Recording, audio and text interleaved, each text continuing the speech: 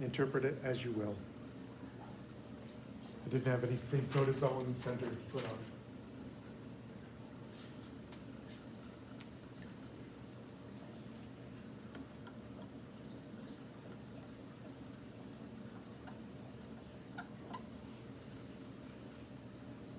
So there's 3 or 4 major groups of protozoans, depending on how you look at them. One of them tends to be considered combined, so it kind of gives you 3. The zoology book I used to use, the fellow who wrote the book, this was his area. And I remember one of the editions, I think it split the protists into 9 separate kingdoms. So it gets a little crazy. And you get some very long names.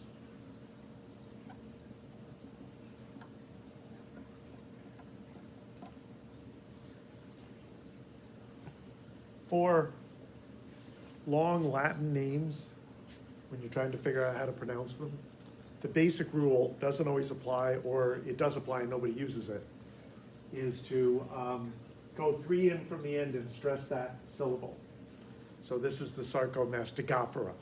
That's the 3rd one in from the end. And this is actually 2 groups combined, the Sarcodines and the Mastigopherans. So the whole group are typically asexual reproducers. You do find sexual reproduction, but not typically, and not usually. Even in a species that can do it, they're mostly going to be asexual reproducers anyway. So we'll start with the Mastigophora.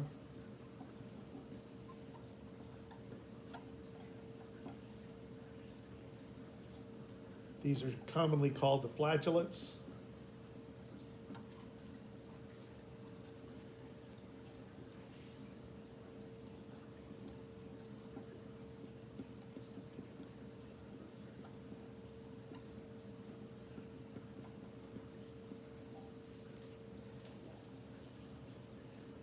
Flagellates, here's a big surprise, they have flagella. Flagella is typical on their cells. If you're looking for plant-like, but animal-like protozoans at the same time, this is your best chance. It's very, very common to find plant-like members in the Mastigophora. So much so that you often find a special structure called a stigma. Not to be confused with a stigmata. Although I don't know for sure that's the derivation of the term, but I would not be surprised. A stigma is a small organelle with light-absorbing pigments in it. And in the cell, it is next to a dense rod that, when the cell is aimed at a light source, the stigma's here and the rod's there, and so the stigma is thrown into a shadow. They're plants. They're going to be good up near the light. How do they get to where the light is?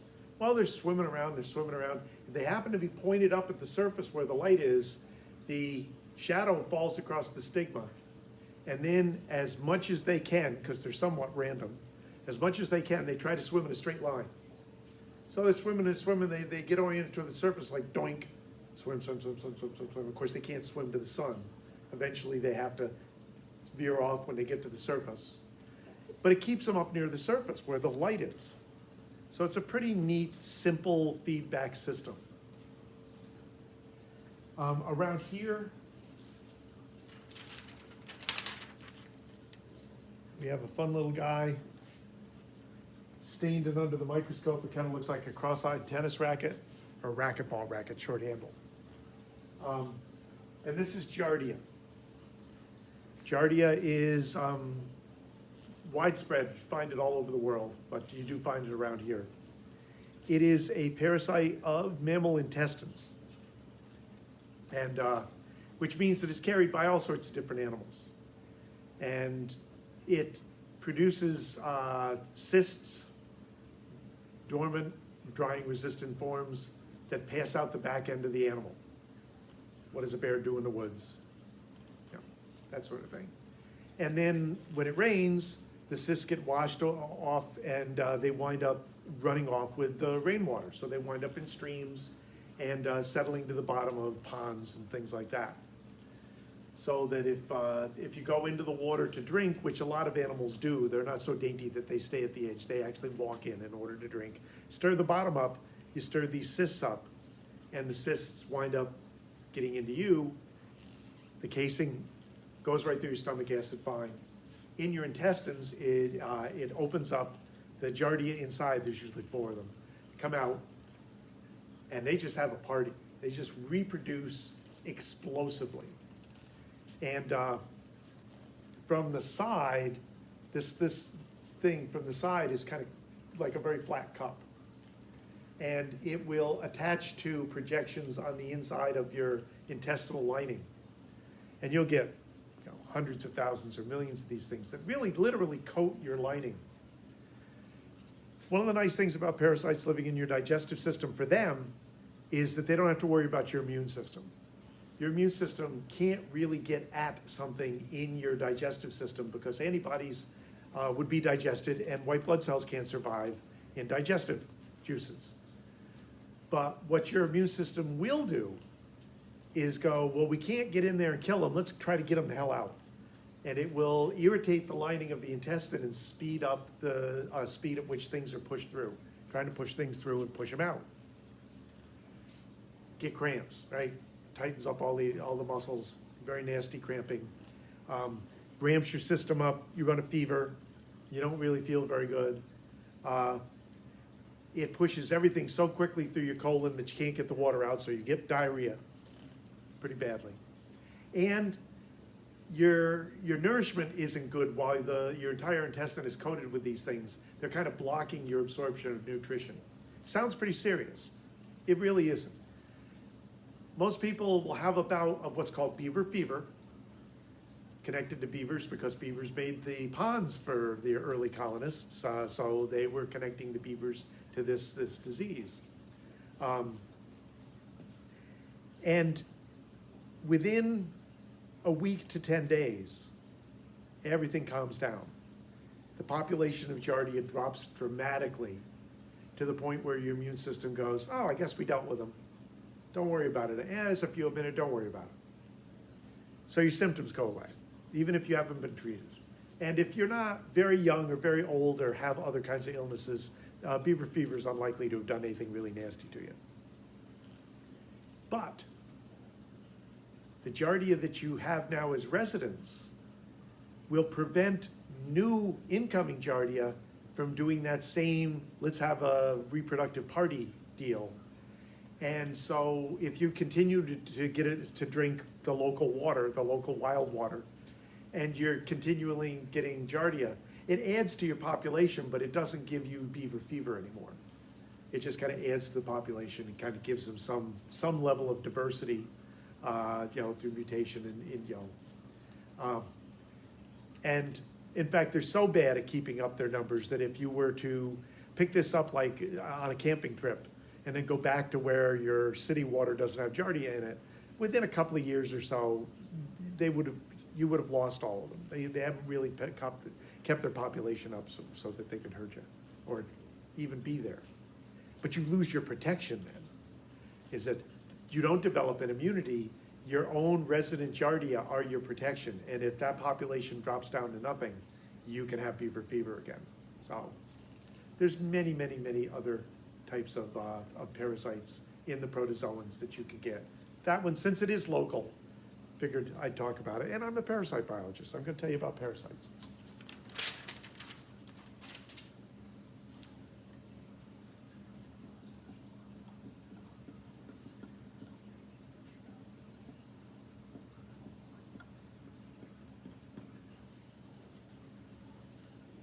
The sarcodines, the sarcodina, see, sarcodina is how it should be pronounced, but that's a really hard thing to wrap your tongue around, so sometimes it doesn't get applied. This is the amoebas. I showed you all the variations of pseudopods. There's a lot of variations on, the basic amoeba type in this. And one of the reasons that these are lumped together is that a lot of flagellates, if something happens and they get upset, I've seen it happen in the lab.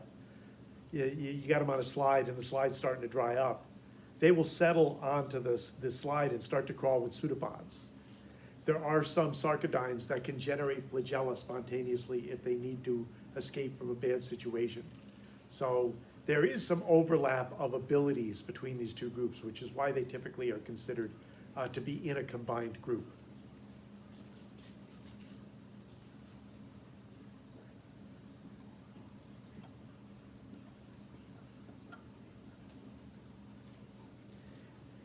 The apicomplexa used to be the sporozoans. Remember I told you there was a group named after spores and nobody liked it because there were so many spores everywhere that it was confusing.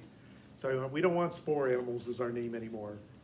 And you know, it was a small group. The people that approved this stuff went, so what do you want, guys? And they went, well, these guys in their cells have a little complex at the tip. Their cells are asymmetrical. They've got an apical complex. We'll call them the apicomplexans. That's where the name comes from. This is a totally parasitic group. It only lives usually in other cells. They tend to be very, very small cells. Not quite as small as bacteria, but for eukaryotic cells, they're pretty doggone small. They can afford to be because they're living in another cell. So some of the stuff that you would need to be an independent cell in nature, they are getting supplied by their host. They also are alternation of generation parasites. Typically a sexual stage in what's called a definitive host and an asexual stage in what's called an intermediate host. Malaria is an apicomplexan, where the definitive host where sexual reproduction takes place is the mosquito, and the asexual host where the intermediate host is us, or birds, is that malaria apparently was originally a bird parasite and managed to jump to us. That's why for a very long time a malaria lab would have been full of parrots or parakeets. But there's a number of other apicomplexans, not a tremendous number of human parasite apicomplexans, but in other animals, if you're a beekeeper, there's a fairly nasty apicomplexan parasite of bees. I will mention that malaria, you pick up these guys through a mosquito bite. The mosquito spits down the tube to prevent blood coming back up from clotting. And it introduces the parasites into your body. They get into your circulation and immediately go into your liver cells. Disappear. For a long time, nobody knew where the hell they went. They just disappeared really quickly. They eventually discovered they went in the liver. Because even though they go into your liver and reproduce there, sorry, they don't produce damage in the liver. So it was very hard to track that. But they're in there long enough that your immune system has tasted them and is generating antibodies to them. And when they do emerge, they go through a second stage in the human where they invade and reproduce again in red blood cells. And then the red blood cells break in order to let these guys out. But your immune system goes nuts. These things come out in a fairly large wave. Your immune system is attacking red blood cells, it's attacking these parasites, it cranks your body temperature, it's like a system-wide inflammation through the roof, it cooks your brain. Is that a tremendous number of the symptoms we associate with malaria are actually symptoms of your own immune system's response to the presence, the emergence of these parasites. So you're basically, you know, like blowing up the house in order to kill the mice. Is that sometimes your immune system does that.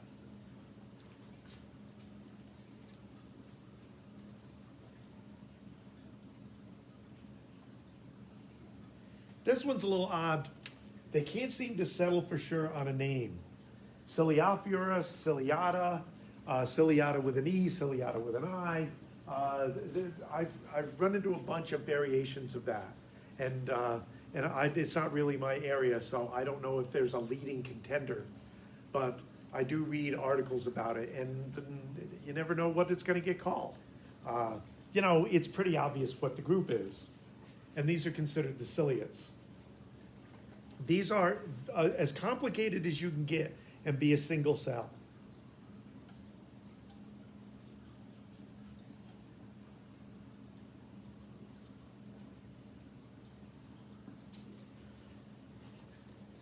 Now, the nucleus in our cells is where we store all the information to make the proteins that your cells use for chemistry.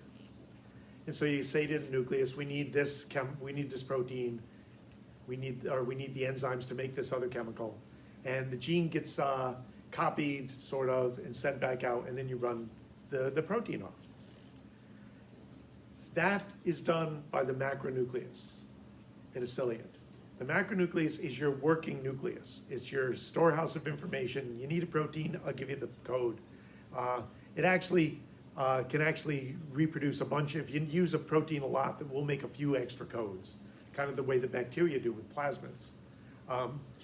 But it does make what's there as codes gets a little bit dicey after lots and lots and lots of use. The micronucleus is your information storehouse. It's your filing system.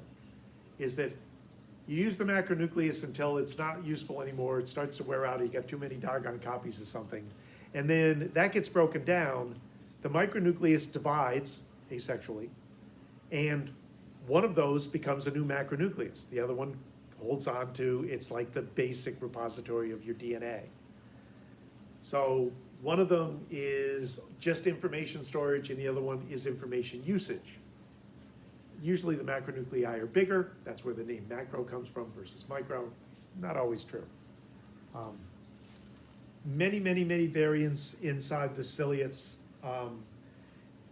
in terms of what they do, in terms of how they reproduce. I mentioned before conjugation, where two ciliates get up against each other and they form a bridge. Now, ciliates are diploid. They've got two sets of chromosomes.